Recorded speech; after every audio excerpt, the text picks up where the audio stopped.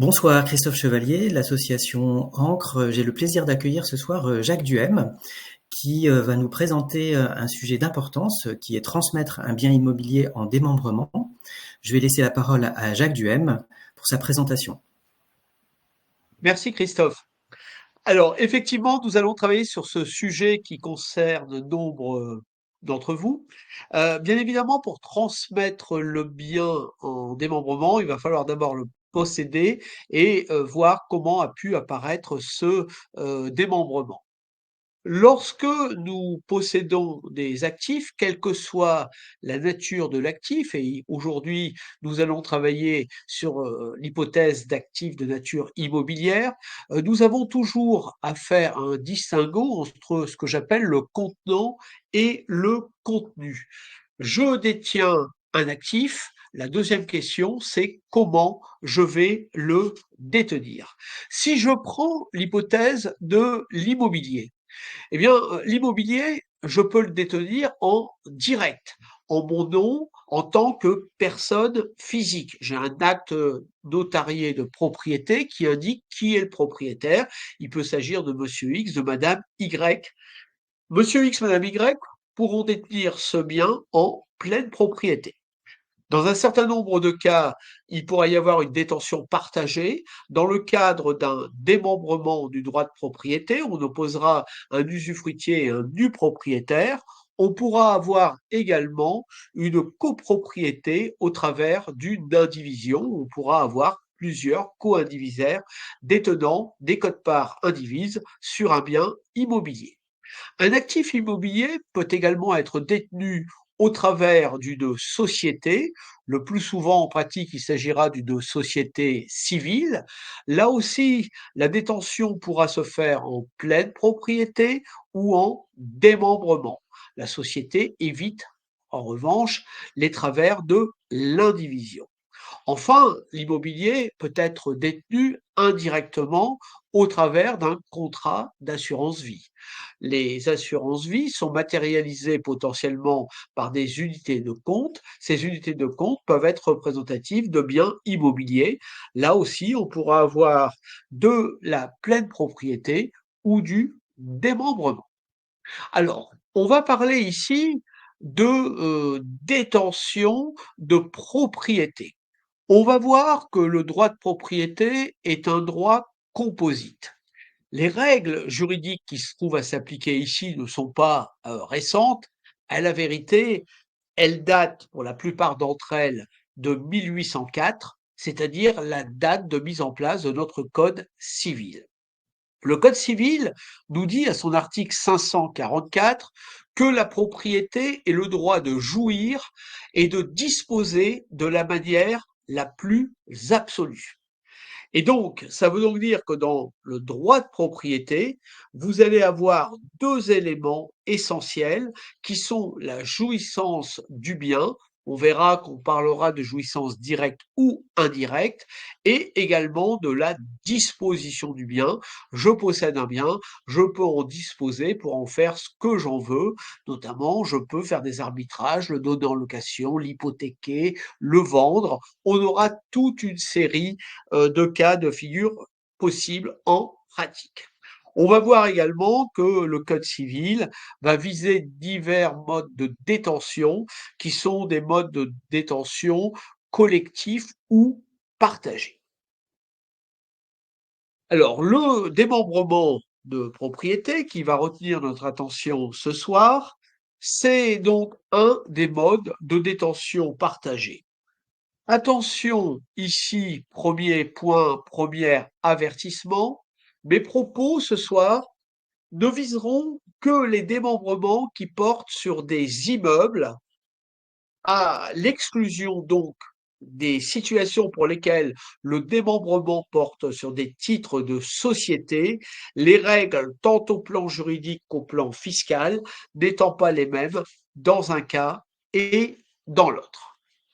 Le droit de propriété, on peut les décomposer en trois éléments: l'usus, le fructus et l'abusus. L'usus, c'est le droit de jouissance directe.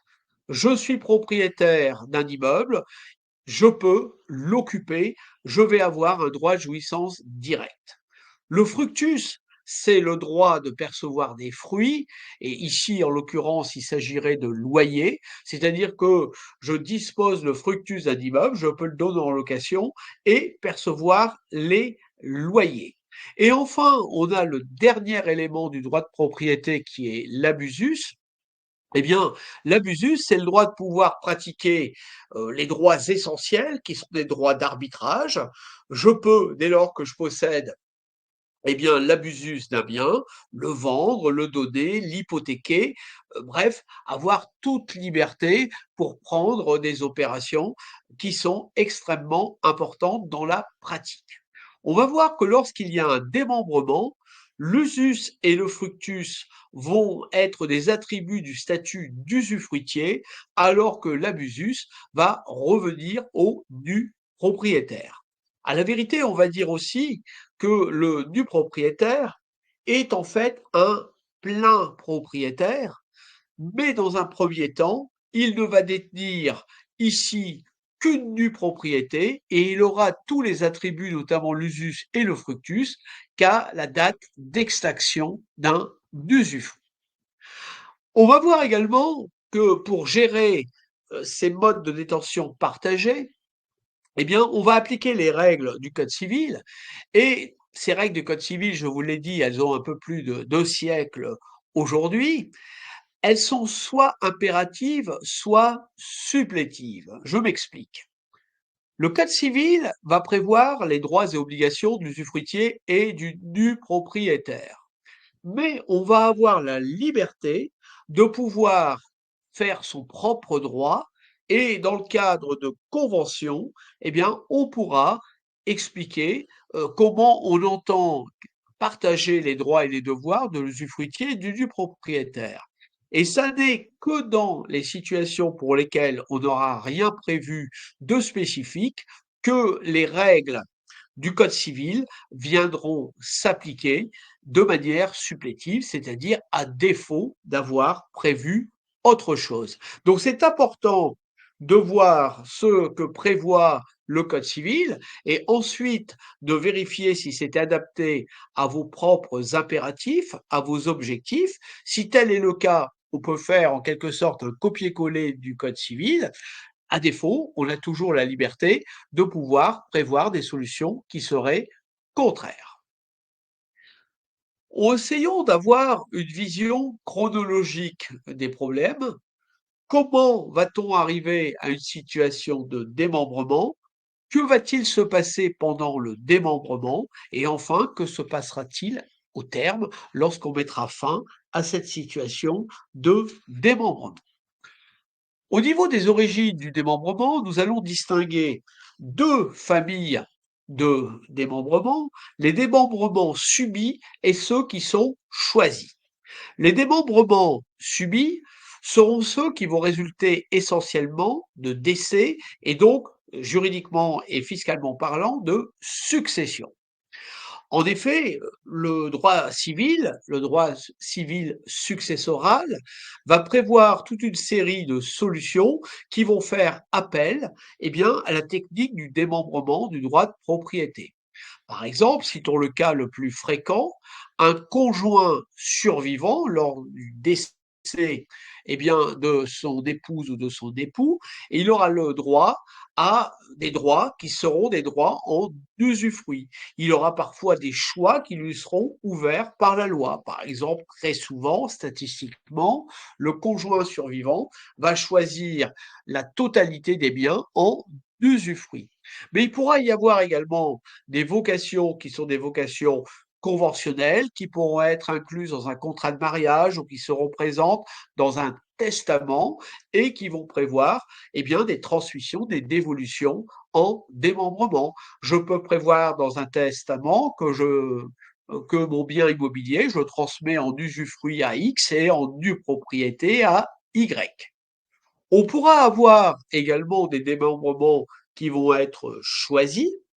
Ce sera le cas essentiellement lorsqu'on va anticiper sur la transmission d'un patrimoine en réalisant des donations. Et puis, on a également des achats qui vont se faire en démembrement. Aujourd'hui, dans un projet immobilier, je peux acheter l'usufruit, une autre personne va acheter la due propriété. On peut acheter collectivement et chacun aura un achat portant sur un droit qui sera différent selon le choix qui aura été effectué. On va voir que sur les démembrements, on va également avoir deux catégories à distinguer. On aura les usufruits qui seront viagés et d'autre part les usufruits qui seront à durée fixe. Un usufruit viager aura donc comme durée, eh bien, la durée de vie de la personne sur laquelle a été constitué cet usufruit. Donc, il y a un caractère d'incertitude à ce niveau-là, puisque nous ne mettrons pas la durée de la vie, ou plus exactement de la survie, à partir de la mise en place d'un usufruit. On peut d'ailleurs prévoir des usufruits qui seront des usufruits successifs. C'est quelque chose de relativement fréquent. Aujourd'hui, je donne l'usufruit d'un bien à mon conjoint et je prévois conventionnellement qu'au décès de mon conjoint, eh bien, cet usufruit sera transféré à une autre personne. Je peux prévoir le transmettre un usufruit à un enfant et l'extinction de cet usufruit, c'est un deuxième enfant qui pourrait bien évidemment en bénéficier. On pourra aussi avoir des usufruits qui seront à durée fixe. On va pouvoir transmettre l'usufruit d'un immeuble pour 5 ans, pour 10 ans, pour 15 ans, et à l'extinction de cette période, eh bien, l'usufruit va disparaître purement et simplement. Les du propriétaire et les usufruitiers vont se voir conférer par des dispositions du Code civil un certain nombre de droits et d'obligations. L'usufruitier a un droit de jouissance directe, il peut occuper le bien. J'ai donc l'usufruit d'un bien, j'en ai l'usage illimité. Je pourrais le donner en location et percevoir des loyers. Et en contrepartie, j'aurai à supporter les charges locatives. Le dû propriétaire, quant à lui, n'aura à supporter que des charges de propriété, et vous l'aurez compris, à contrario, le dû propriétaire n'a pas vocation à occuper ni à percevoir les loyers. Tout ceci, ce sont des règles générales qui sont prévues par le Code civil, qui trouveront à s'appliquer tant que nous n'aurons pas modifié de manière conventionnelle les choses. C'est pourquoi, en présence d'un démembrement, il est toujours préférable de faire en sorte que les choses soient claires, d'établir avec une personne compétente ce que l'on va appeler une convention de gestion des droits démembrés, et on va donc définir les limites, les droits, les obligations des uns et des autres. Et sachez que ces modifications conventionnelles qui vont déroger à ce que prévoit potentiellement le code civil seront opposables aux tiers, et parmi les tiers, on va retrouver bien évidemment le fisc, dès lors qu'elles seront matérialisées par un acte fait par un notaire, un acte ayant la forme notariée, ou si c'est fait par un acte non notarié, il faudra aller enregistrer ça auprès des services des impôts. Ça coûte pas très cher, ça coûte 135 € et c'est le prix de la sécurité juridique que l'on va avoir à ce niveau-là. Alors ensuite, on a vu ici comment apparaissait le démembrement, on a vu ce qui se passait pendant la durée du démembrement. Voyons maintenant, eh bien, ce qui se passe si je vends un bien immobilier qui est démembré. Deux situations doivent être distinguées. Nous pouvons être confrontés à des cessions isolées d'un droit. Aujourd'hui, je suis plein propriétaire d'un immeuble, je peux en vendre l'usufruit ou je peux en vendre la nue propriété. Je peux aussi avoir la situation pour laquelle je suis du propriétaire et je vais vendre cette due propriété. Et on aura également fréquemment des cessions qui seront des cessions conjointes d'immobilier démembré.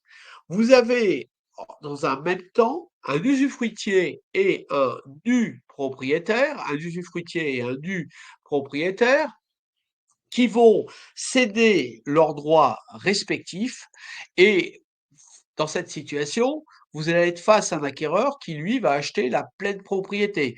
L'acquéreur n'achète pas un usufruit et une propriété, il achète un immeuble. Va se poser, d'un point de vue civil, le problème, eh bien, du sort du prix de cession. Le notaire va encaisser de l'acquéreur la totalité du prix de cession. Que fait-on de ce prix de cession? Ben, une fois de plus, la solution nous est donnée par le Code civil, qui nous dit que le principe qui trouve à s'appliquer, ben, si on a expressément prévu qu'il s'appliquerait ou si on n'a pas expressément écarté cette solution, c'est la répartition du prix de cession entre les cédants. L'usufruitier percevra le prix de son usufruit, le dû propriétaire percevra le prix de sa due propriété. Il faudra répartir, et on va y revenir dans un instant, ça posera d'ailleurs un problème d'évaluation des droits. Mais d'un point de vue conventionnel, on pourra écarter cette solution de la répartition du prix de cession et on pourra choisir entre deux autres solutions. La première solution, c'est la subrogation, c'est-à-dire le report du démembrement. Aujourd'hui, je suis propriétaire en démembrement d'un immeuble, j'ai l'usufruit, une autre personne détient la due propriété, nous vendons ce bien et avec le prix de cession, nous allons racheter un nouvel immeuble. Je serai toujours usufruitier, l'autre cédant sera toujours du propriétaire. On va donc transposer le démembrement qu'on avait sur un bien immobilier sur un autre bien immobilier. C'est ce qu'on appelle la subrogation. Deuxième solution, c'est de prévoir un quasi-usufruit sur le prix de cession. Alors, le quasi-usufruit, ça veut dire tout simplement que l'usufruitier va encaisser la totalité du prix de cession, mais à charge pour lui de le restituer, eh bien, lorsque l'usufruit prendra fin, c'est-à-dire au décès de ce quasi-usufruitier. C'est-à-dire qu'il aura tout, mais il aura une dette vis-à-vis du propriétaire, et cette dette, eh bien, on la retrouvera sous réserve du respect d'un certain nombre de conditions au passif de sa succession. Encore une fois, pour qu'il y ait subrogation et quasi-usufruit, il faut le prévoir très clairement, de manière conventionnelle, dans un acte signé avant la vente et qui est opposable à l'administration, donc passage chez le notaire ou enregistrement auprès des services fiscaux. J'ajouterai qu'au plan fiscal, lorsque l'on vend un immeuble, quel que soit le sort du prix de cession, chaque cédant réalisera potentiellement une plus-value et sera soumis à l'impôt de plus-value sur la plus-value qu'il aura lui-même réalisée. Donc chaque cédant aura à supporter une fiscalité là-dessus.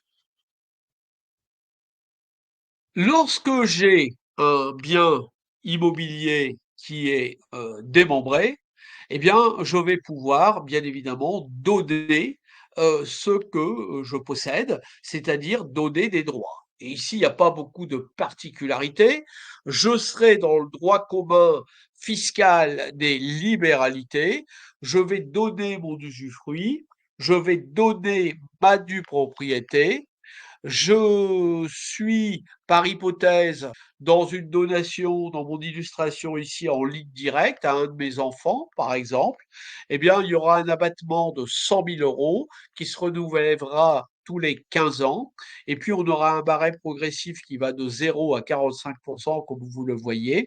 Et tous les 15 ans, on repartira à 0 dans l'application de ce barème.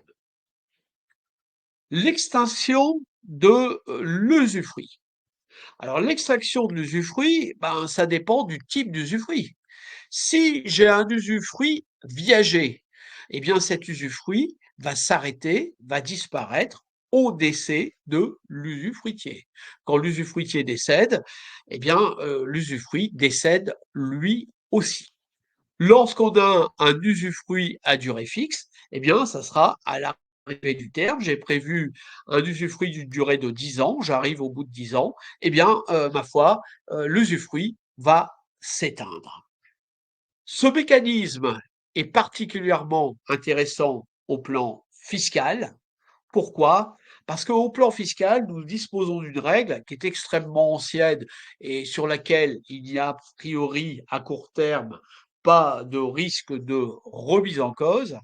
On vous dit qu'à l'extinction de l'usufruit, la pleine propriété se reconstitue et elle se reconstitue en franchise d'impôt. Ça veut donc dire que si vous avez acquis une nue propriété, vous avez supporté potentiellement une fiscalité liée à l'acquisition de cette nue propriété. En revanche, vous allez acquérir gratuitement un usufruit lorsque le terme sera arrivé. Et pour faire l'acquisition de cet usufruit, vous n'aurez aucune charge fiscale à subir. Dernière question importante que j'évoquais avec vous tout à l'heure, c'est que vaut un usufruit? Que vaut une nue propriété? Il y a donc ici à aborder un problème de valorisation des droits. Il existe deux techniques de valorisation des droits démembrés. Il existe tout d'abord une technique de valorisation fiscale prévue par le Code général des impôts où là, on a une barémisation pour valoriser l'usufruit et la nue propriété. Comme vous le voyez, soit l'usufruit est viagé, et on va regarder quel est l'âge de l'usufruitier par tranche de 10 ans.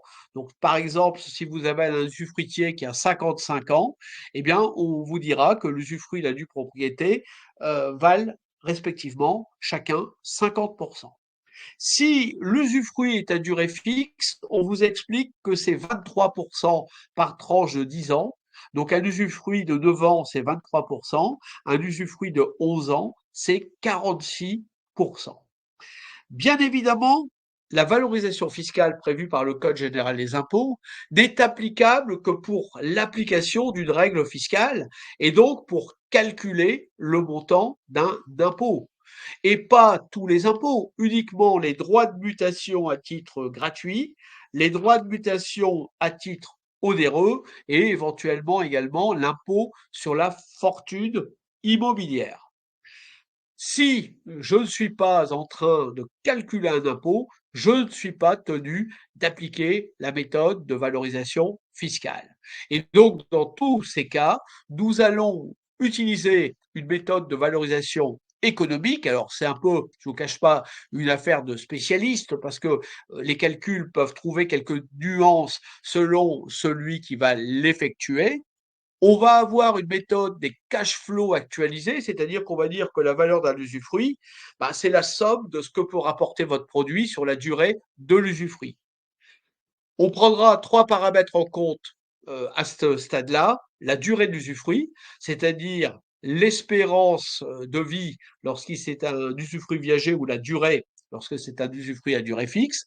On prendra en compte le rendement du bien et également la revalorisation du bien dans le temps. C'est une question ici extrêmement importante. Il faut juste savoir que la valorisation fiscale part d'un concept de taux de rendement de 3%. Le législateur, il a pris arbitrairement 3%.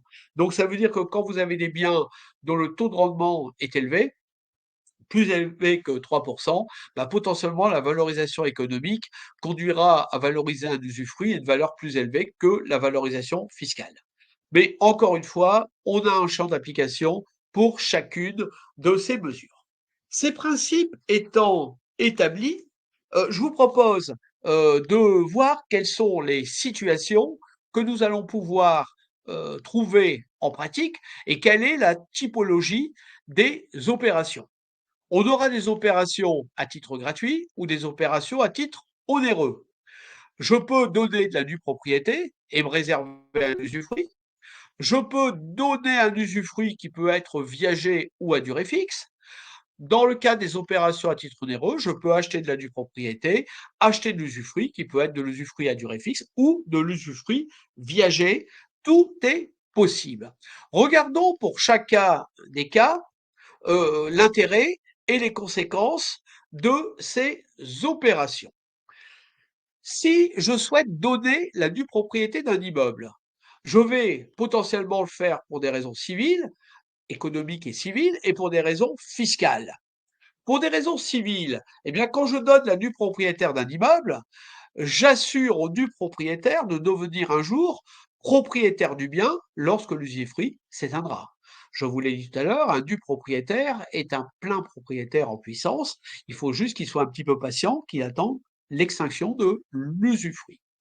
Pendant toute la période du démembrement, le donateur, quant à lui, conserve un droit d'usufruit. Ça veut dire qu'il peut continuer à utiliser le bien, il peut continuer à en percevoir les loyers s'il le donne en location.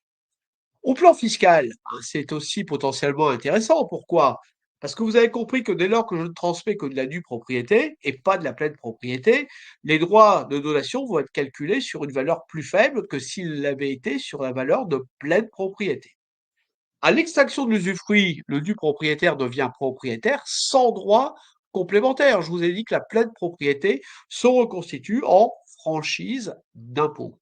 Et puis, tous les 15 ans, quand on fait des donations, on récupère à nouveau des abattements et on repart à zéro dans le barème qu'on a vu tout à l'heure qui vous permet de calculer les droits.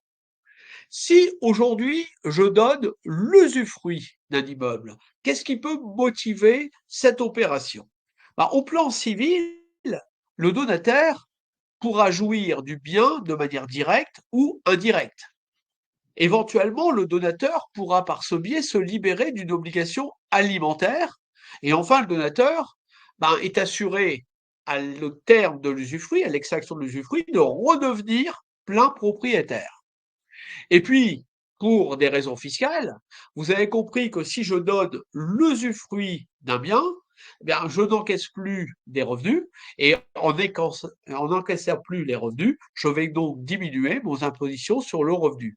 Cette hypothèse, c'est par exemple l'hypothèse pour laquelle vous avez des parents qui ont un enfant qui va faire de longues études, des études de médecine par exemple, et il va avoir besoin d'être logé pendant 10 ans par exemple, parce que les études sont très longues. Eh bien, on peut envisager de donner à cet enfant l'usufruit de l'immeuble, ce qui fait que pendant 10 ans, il pourra parfaitement l'occuper, et quand il aura fini ses études, qu'il n'aura plus besoin de ce type de logement, eh bien, les parents récupéreront la pleine propriété. Vous voyez qu'on n'est pas uniquement dans un simple calcul fiscal, on va répondre à des préoccupations qui sont des préoccupations très terre à terre. Acheter la nue propriété d'un immeuble. Aujourd'hui, on va vous proposer, dans certaines hypothèses, ce type d'opération.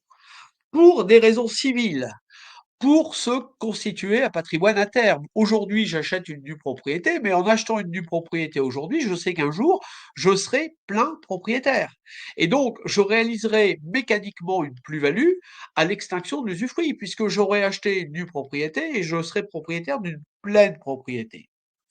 En n'étant pas usufruitier pendant un certain temps, eh bien, je me libère également des soucis liés à la gestion pendant la durée de démembrement. C'est l'usufruitier qui sera chargé de gérer les locataires, de faire l'entretien, et puis bien évidemment, en achetant de la nue propriété, je serai sur un investissement plus faible que si j'avais acheté de la pleine propriété.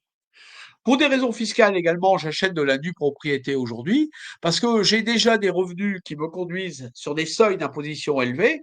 Je ne veux pas en ajouter. Donc, en n'ayant pas de l'usufruit d'un bien qui est donné en location, je ne vais pas ajouter des revenus sur ma situation et ainsi, je ne vais pas alourdir mon imposition.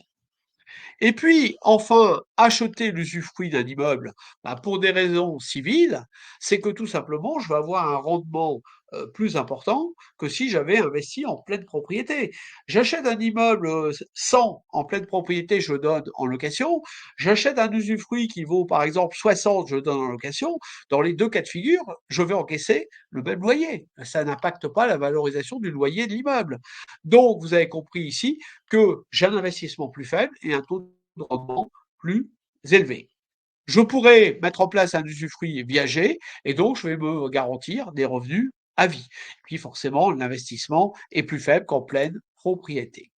Et puis, ça peut être intéressant pour des personnes qui disposent déjà d'un patrimoine immobilier locatif conséquent, qui ont des revenus fonciers, parce que ces revenus fonciers peuvent faire apparaître des déficits, et l'acquisition d'un usufruit va leur créer des revenus positifs qui vont permettre la compensation, l'absorption de déficits acquis par ailleurs. Pour illustrer mes propos, je vous propose deux petits cas pratiques avant de terminer et de conclure sur ce sujet. Premier cas pratique que je vous propose, nous avons ici une dame qui est âgée de 62 ans et un monsieur donc propriétaire d'un immeuble qui est valorisé en pleine propriété à 500 000 euros. On va considérer qu'ils sont mariés et qu'ils ont deux enfants. Monsieur décède. L'immeuble est un bien propre de monsieur. Il va donc entrer dans sa succession. Les règles légales de la dévolution successorale vont faire que madame va obtenir l'usufruit de cet immeuble. On va supposer qu'ils ont deux enfants. Les enfants vont se partager la nue propriété. Étant donné que nous sommes en train de calculer des droits de mutation, nous sommes en train de calculer un impôt, il nous faut obligatoirement ici appliquer le barème fiscal que j'évoquais avec vous tout à l'heure. Et à 62 ans, l'usufruit est évalué à 40%. Donc ça veut dire que madame va hériter d'un usufruit qui pèse 40% de 500 000, c'est-à-dire 200 000. Et, vous le savez, depuis un certain nombre d'années, depuis une vingtaine d'années maintenant, eh bien, le conjoint survivant est exonéré purement et simplement de droits de succession. Donc, seuls seront imposables les enfants du propriétaire. La nue propriété vaudra 60% de 500 000, ça nous fait 300 000, soit 150 000 chacun. On supposera qu'ils n'ont pas bénéficié d'abattement de 100 000 euros dans les 15 ans qui ont précédé, de telle sorte qu'ils ne seront taxés chacun que sur une assiette de 50 000 et ils auront à s'acquitter de la somme de 8 194 chacun.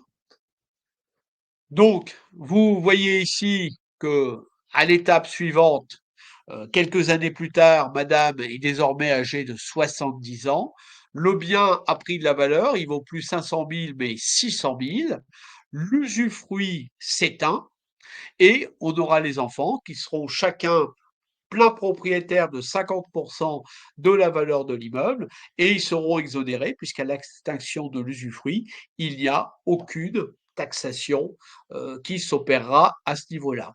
Et donc vous aurez compris que, in fine, les enfants sont propriétaires d'un immeuble qui vaut 600 000 et ils n'auront été taxés que finalement sur 300 000, et comme ils ont bénéficié de l'abattement, ils n'auront été taxés que sur 100 000. On aura taxé 100 000 sur une valeur globale qui sera de 600 000 in fine. Vous voyez donc l'intérêt également au plan fiscal de cette technique de démembrement. Je vous propose un deuxième cas d'application. J'ai un monsieur qui est âgé de 62 ans, qui est propriétaire d'un immeuble qui vaut en pleine propriété 500 000 euros. Il va donner la nue propriété à un de ses enfants, il va se réserver un usufruit viager. Eh bien, l'enfant ici, il va acquitter des droits de mutation sur 60% de la valeur du bien, c'est-à-dire ici 300 000. Il aura, compte tenu de l'application d'un abattement qu'on supposera non utilisé dans les 15 ans qui précèdent, à s'acquitter de 38 194 euros de droits de mutation et forcément, vous avez compris que 38 000 sur une pleine propriété qui vaut 500 000, on sera à un taux de taxation qui sera inférieur à 8%, ce qui reste somme toute assez raisonnable. Voyons ce qui se serait passé dans le même cas si on n'avait pas fait de donation avec démembrement, eh bien, les droits à payer auraient été cette fois de 98 000 euros. Donc, vous voyez que cette opération de donation d'anticipation de la transmission, elle a permis, dans ce cas de figure, elle a permis d'économiser 60 000 euros de droits de mutation.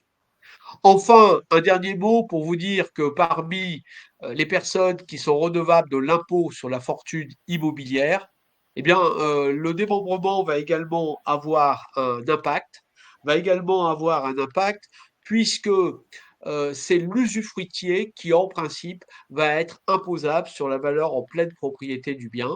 Ça veut donc dire que en transmettant un usufruit, en ne réservant qu'une due propriété, je pourrais, sur la valeur de ce bien, échapper à l'IFI. En conclusion, j'espère vous avoir démontré ici que la technique du démembrement de propriété peut présenter des utilités certaines, nécessite une certaine souplesse. Attention, l'avertissement est toujours le même dès qu'on touche à des outils qui sont des outils de nature juridique.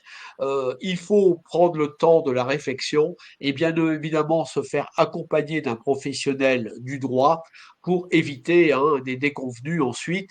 Le diable se cache souvent dans le détail et c'est vrai que la rédaction des actes, des contrats, etc. en présence d'un démembrement est un exercice spécifique sur lequel il convient d'être très vigilant et se rapprocher de professionnels. Voilà ce que je voulais vous dire sur ce sujet vaste et sur un temps relativement limité. Christophe, je vous repasse la parole. Merci Jacques pour ce très bel éclairage. Il nous reste à vous souhaiter une excellente soirée et on se retrouve en septembre pour une nouvelle visioconférence.